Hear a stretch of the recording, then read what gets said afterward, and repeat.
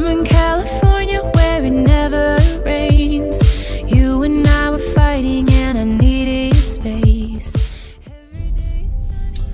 Alors, bienvenue sur Road Story. Ce matin, on part direction la Normandie en Volkswagen ID4. Alors, c'est la grosse nouveauté en ce moment chez Volkswagen, le premier SUV 100% électrique de la marque. Donc, je viens d'en prendre possession près du golfe de Roissy.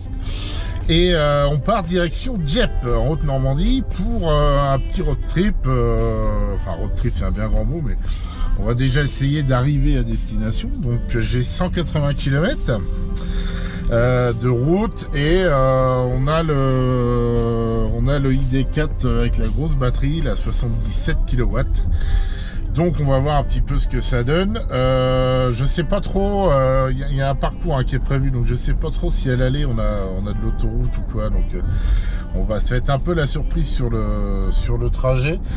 Mais déjà juste quelques mots de prise en main. À l'intérieur on retrouve clairement l'univers de la ID3. C'est exactement la même chose. En termes de présentation, etc., on est dans la suite logique. C'est la version SUV de l'ID3. Donc pas de surprise. Moi, ce qui m'intéresse sur cet essai, c'est déjà voir éventuellement s'il y a quelques bugs, parce qu'en fait on a quand même des retours sur l'ID3 qui sont plus que moyens, on va dire. Donc voir si tout ça fonctionne et surtout voir en fait si en partant de Paris, comme là on est en train de le faire, enfin en tout cas de la région parisienne, savoir si on peut rejoindre Dieppe et revenir dans la journée en voiture électrique et avec cette ID4 qui a quand même une vocation familiale. Donc voilà, est-ce qu'on peut aller se faire un week-end en famille, est-ce qu'on peut aller se faire un aller-retour dans la journée à Dieppe en famille avec un ID4 de chez Volkswagen. Donc c'est un peu la question de cet essai. Sinon pas grand chose à dire, on est sur une version, alors je vais vous redonner les détails tout à l'heure, mais j'ai même pas regardé trop ce que j'avais pris là, mais je crois que c'est une First Edition version haut de gamme. C'est une version de lancement, donc c'est un peu difficile de comparer avec d'autres modèles qui sont dans la gamme après. Mais en tout cas, c'est un truc full ops. J'ai pas le tarif, je vais le regarder tout à l'heure, je vous le redirai. C'est un truc qui commence à chiffrer un peu. Donc raison de plus pour être exigeant. Et puis bah voilà, on est parti sur l'autoroute de la rigolade. Alors petite précision, j'ai oublié de vous dire, on part bien sûr avec la batterie entièrement chargée et l'ordinateur de bord. Là je suis parti depuis environ on va dire 1 km. L'ordinateur de bord indique 316 km d'autonomie. Et j'ai donc 177 km de trajet à faire. Donc sur le papier, n'est pas censé avoir de problème. Je suis évidemment censé tout simplement arriver à destination et faire une bonne partie du retour sans avoir à recharger, en tout cas pas à l'aller. Donc je crois qu'il y a une charge qui est prévue par Volkswagen au cours de cet essai au retour dans une station Ionity. Donc ça sera aussi l'occasion de retourner dans la station Ionity. J'y suis allé 2 fois. Une fois pour l'essai de l'ID3, on a fallu s'y reprendre à 3 ou 4 fois avant que la charge se lance, donc c'était pas très rassurant. C'était un problème d'ailleurs de Ionity, c'était pas un problème de voiture a priori. Et une seconde fois avec Porsche où là c'était l'inverse, j'avais pas pu. On a galéré pendant 20 minutes pour retirer le câble de la voiture. Je pense que Ionity, voilà, comme tout le reste, c'est nouveau, c'est pas forcément toujours au point. Donc on va voir ce que ça donne, on va voir un petit peu ce que ça donne tout à l'heure si on est amené a priori aller recharger dans une de ces stations de ce réseau qui se veut. Ce matin, chez Volkswagen, ils nous ont dit que c'était que ça y est, Ionity concurrençait les superchargeurs de Tesla. Je suis pas encore persuadé. Hein. Je pense qu'en termes de fiabilité,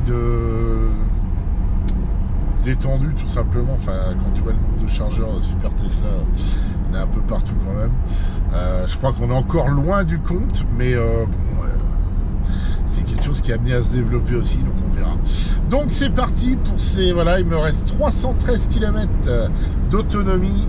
Je m'en vais à Dieppe, il y a 175 km et ben on en reparle tout à l'heure. Donc je vais essayer quand même de respecter, hein, on va vous expliquer un peu la méthodologie du test. Je vais quand même essayer de respecter un maximum les limitations de vitesse, notamment sur voie rapide comme là où c'est limité à 110, je roule à 110 parce que sur une électrique ça peut vite faire la différence. C'est à dire que la racine carrée de la vitesse, enfin je vais pas vous faire le topo, mais en gros sur un SUV comme ça, même s'il est censé, je crois, faire je crois qu'il a une ACX de 0,28, donc il est censé bien pénétrer dans l'air, il semblerait quand même que ce soit enfin ça fait pas tout le CX, il y a aussi le SCX et le SCX c'est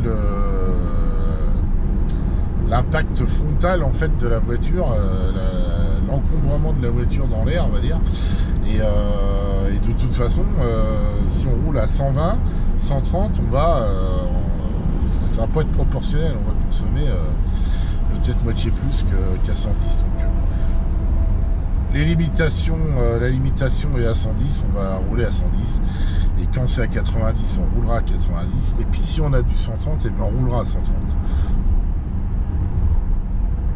Et surtout le fait que ce soit une propulsion. On est obligé de faire le et j'ajouterai en plus qu'elle traditionnel basse dans le départ de péage.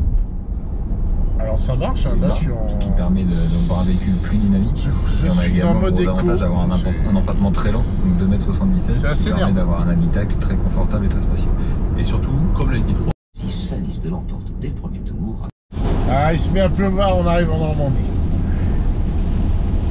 On est parti donc tout à l'heure de Roissy, comme je vous l'ai dit, on va à Dieppe par l'autoroute du coup. Et je me suis amusé en fait sur les 10 derniers kilomètres à mesurer en fait l'autonomie, ou plutôt la consommation à 130 km/h en vitesse stabilisée. Bon, là maintenant il se met à pleuvoir, mais tout à l'heure je précise parce que ça peut avoir son importance, il ne pleuvait pas hein, quand j'ai fait le test. J'étais à 268 km d'autonomie au début de ce tronçon de 10 km d'autoroute. À la fin de ce tronçon de 10 km, j'étais à 246 km, c'est-à-dire concrètement que j'ai cramé 22 km d'autonomie en 10 km. À une vitesse de 130 stabilisée, donc c'est-à-dire quand je dis 130 stabilisé, c'est au régulateur. J'ai pas mis la clim et je me suis retrouvé à une ou deux intervalles, parfois derrière des voitures, à plutôt 125 que 130. Mais tout le reste du trajet a été fait à 129, 130. Et donc 22 km de bouffée en 10 km de trajet à 130 km/h, c'est quand même beaucoup, même si vu la surface frontale de la voiture, vu le poids de l'engin, vu peut-être aussi les conditions météo parce qu'il y a un peu de vent, je suis pas surpris plus que ça en fait. C'est clairement le problème numéro 1 de la voiture électrique aujourd'hui. Numéro 1 je sais pas, parce que la voiture électrique a encore beaucoup de problèmes, mais un des problèmes principaux de la voiture électrique aujourd'hui, c'est la consommation sur voie rapide, et encore plus sur autoroute à 130 km/h, où là ça devient vite une consommation de porte-avions. Donc bon, toujours est-il que on va refaire un petit point. Il me reste 119 km à parcourir pour atteindre la côte, et j'ai 241 km d'autonomie. Donc le double. Veuillez patienter. Mais du coup, je commence à être un petit peu moins serein qu'au départ où j'avais 350 bornes d'autonomie annoncée. Vous pouvez utiliser la radio parce que du coup, ça baisse à vue d'œil, quoi. Ça baisse vraiment dangereusement, quoi. Donc, écoutez, on va voir la suite. Est-ce que déjà je vais arriver à Dieppe? J'en suis moins sûr qu'en partant.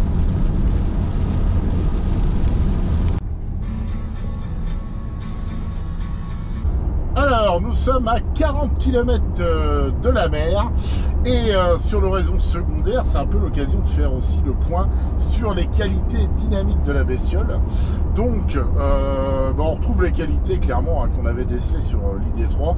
Le seuil de gravité est intéressant puisqu'en fait les batteries, comme sur l'ID3, c'est exactement la même base, sont sous le plancher et ça se ressent en fait dans les courbes puisque l'engin, ma foi, tient plutôt bien la route, même très bien la route. Donc on sent par contre le poids, il n'y a pas de problème là-dessus. On embarque quand même une grosse masse en fait de batterie dans la voiture, donc on ressent le poids, mais c'est pas un véhicule qui va se vautrer dans les virages, c'est-à-dire que ça vire à plat, c'est vraiment intéressant. On arrive à vraiment à faire du transfert de masse malgré... Alors là, je me suis mis en mode récupération d'énergie, hein. Donc il y a quand même un assez gros frein moteur, donc c'est assez intéressant.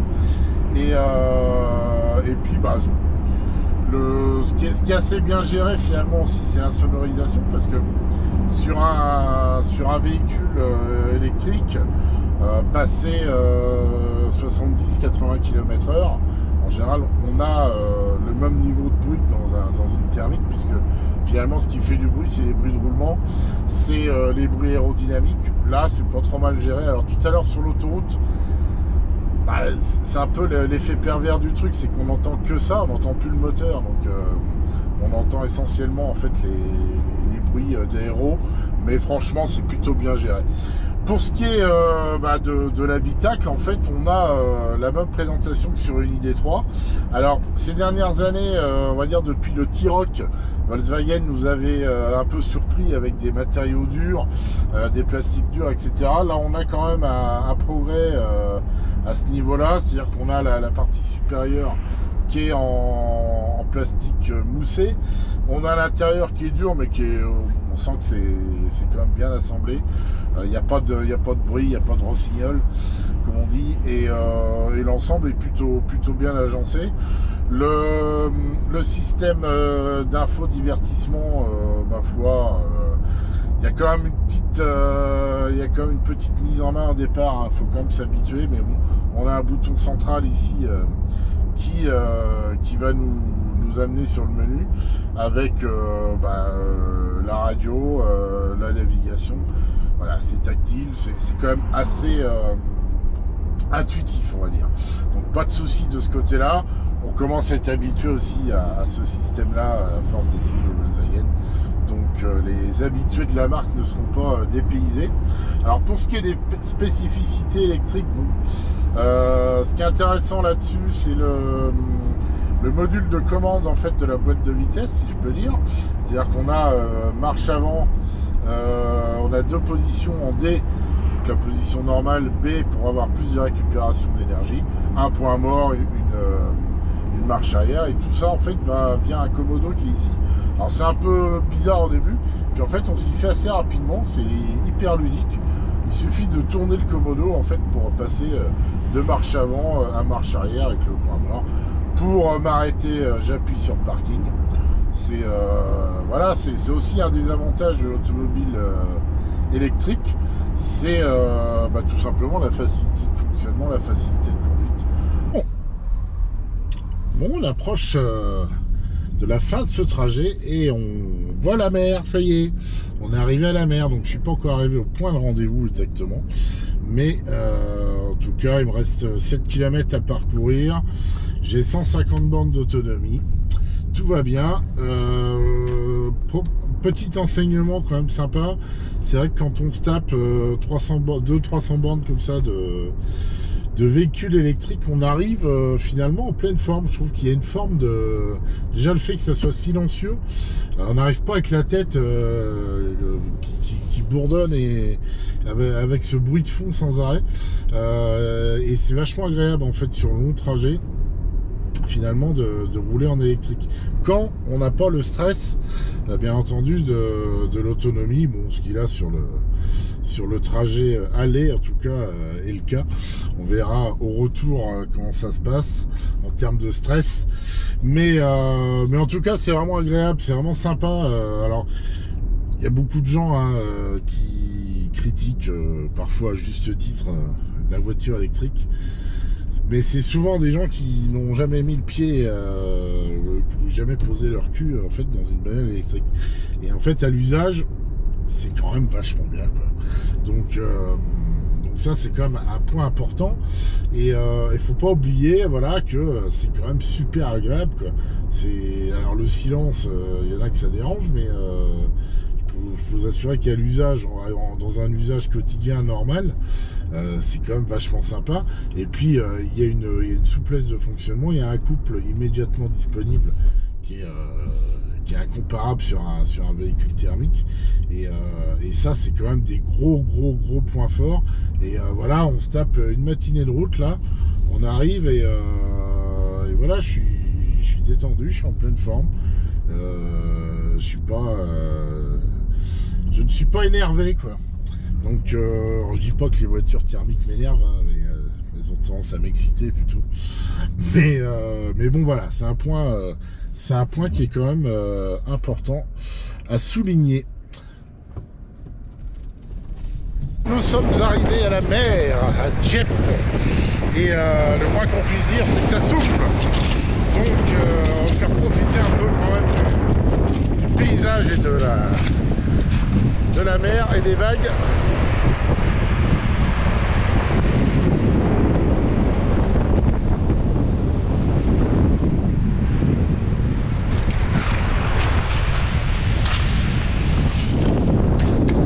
Donc la réponse, oui, on peut faire Paris-Dieppe en voiture électrique. Ça on l'imaginait, on en était à peu près sûr.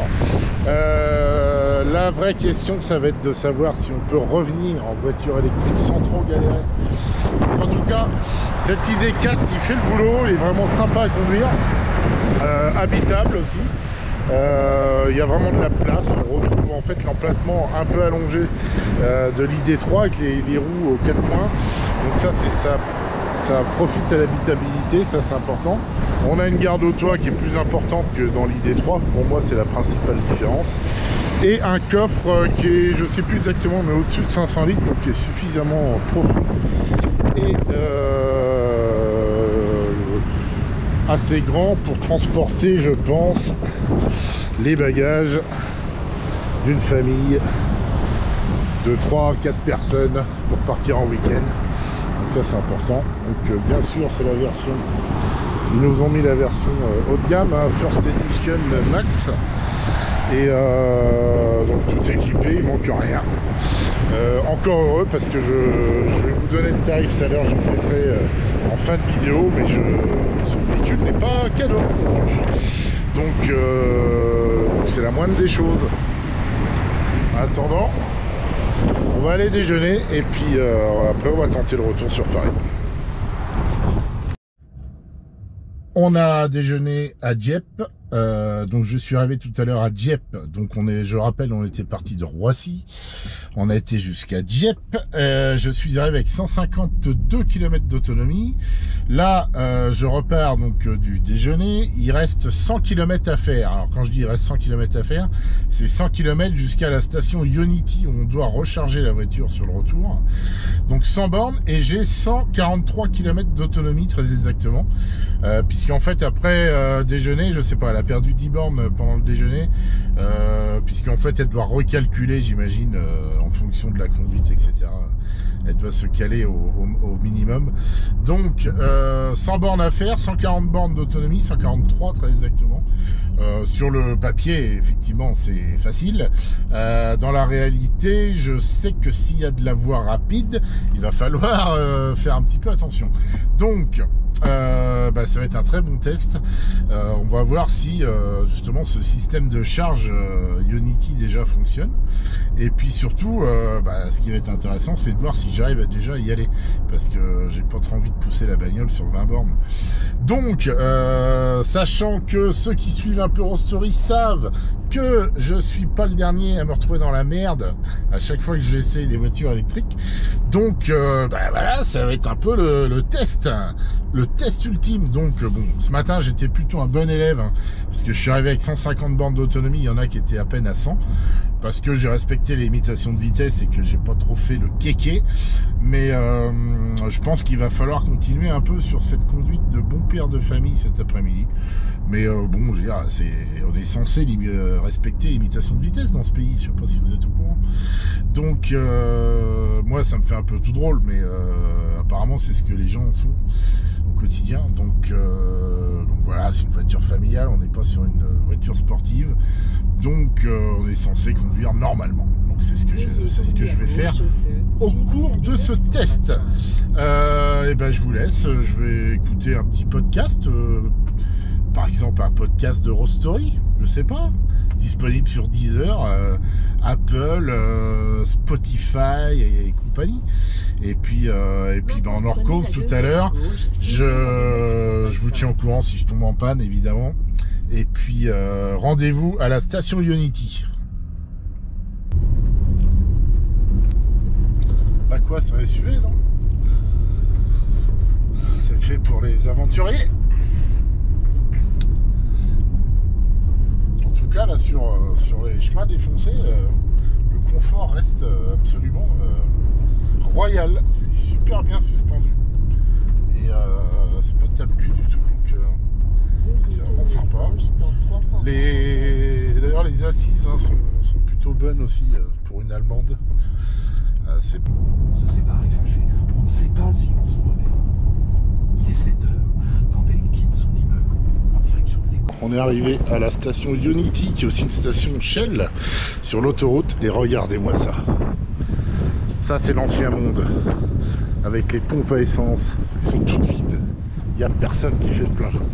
Par contre, les bornes Ionity, et même tout à l'heure il y avait une Tesla, les bornes Ionity sont occupées. Bon, c'est certes parce qu'on est là, mais il y a plus de monde sur les bornes pour recharger qu'à l'essence. C'est incroyable. That's incredible. Donc en attendant, je suis arrivé ici avec 57 km d'autonomie, ce qui est plutôt pas mal, puisque au départ on avait une petite marge de 30 bornes, donc j'en ai regagné en route. Donc là on a les chargeurs Tesla, et en face le Ionity, Apple et Android, quoi. Et donc on va aller voir un petit peu comment ça charge.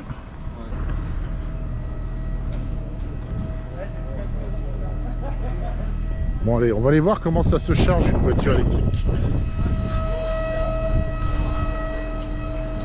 Donc, et ben voilà, c'est facile, on a un écran avec la progression de la charge, le nombre ici de kWh délivrés. Donc là on délivre 36 kWh, la durée de charge depuis le moment où on l'a branché, et la durée pour atteindre la charge. Donc après on peut éteindre bien sûr la charge ici, et normalement ça se déverrouille. J'ai dit normalement parce que des fois ça se déverrouille pas.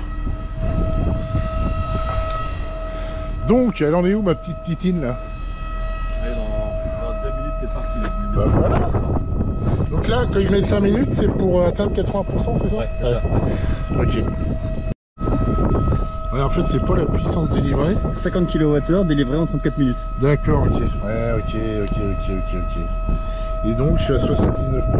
Il reste 5 minutes pour atteindre 80%. Ce qui devrait normalement me laisser suffisamment de kilomètres d'autonomie pour rentrer.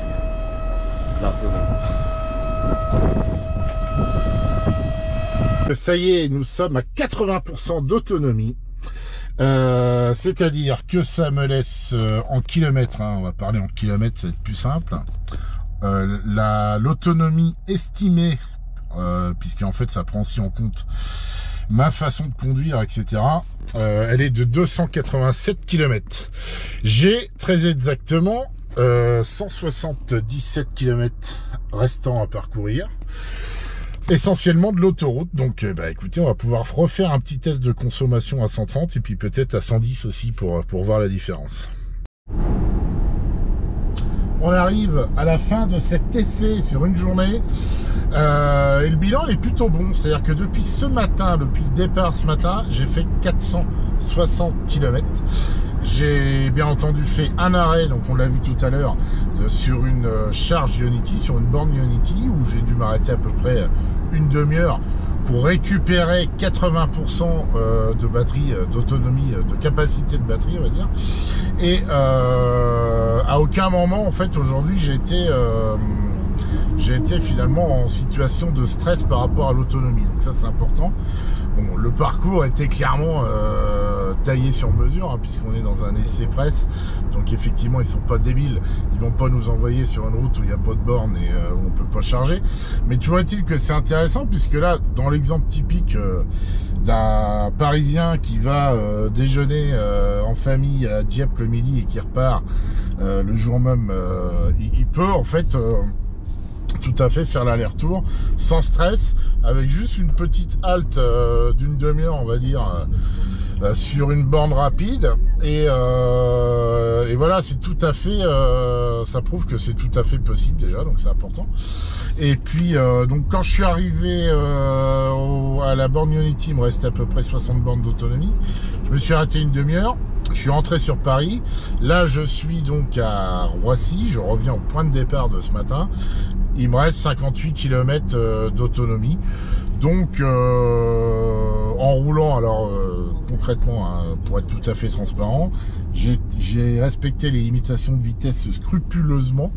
Il y a juste un moment donné où sur 10-15 km, j'ai roulé à 110 au lieu de 130 pour justement faire un petit étalonnage de la consommation à 110. Et bon, l'enseignement, si on peut dire, si on le savait déjà, il y a une grosse différence de consommation suivant qu'on se cale à 110 sur autoroute ou si on se cale à 130. C'est pas du simple au double, mais franchement c'est quasiment ça. Sur l'allée, j'avais fait un test sur 10 km d'autoroute calé à 130 au régulateur, j'avais bouffé 22 km d'autonomie. Au retour, j'ai refait le même test sur 10 km d'autoroute calé à 130, j'ai bouffé 17 km d'autonomie. Donc la vérité se situe sûrement sur une moyenne des deux, puisqu'en fait ça dépend du dénivelé, etc. Mais il y a un moment donné, je me suis mis à 110. Et là, c'est vachement intéressant, c'est que sur l'autoroute calée à 110 au régulateur, j'ai bouffé en 10 km, très exactement, 10 km d'autonomie. Donc, faut intégrer ça, je pense, quand on achète un véhicule électrique. Et notamment quand on est amené à faire de grands trajets, et c'est le cas pour cette ID4, parce que on est sur un SUV familial, donc l'idée c'est quand même de pouvoir partir de temps en temps en escapade. Et ben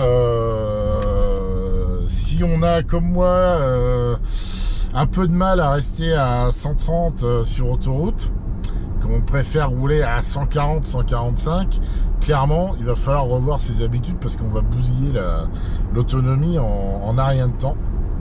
Et ça, c'est clairement...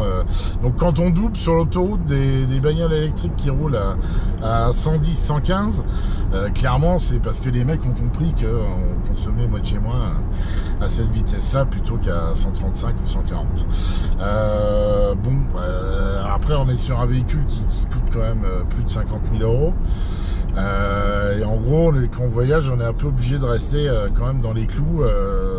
Bon, c'est un peu embêtant, c'est quand même moins polyvalent qu'un SUV essence.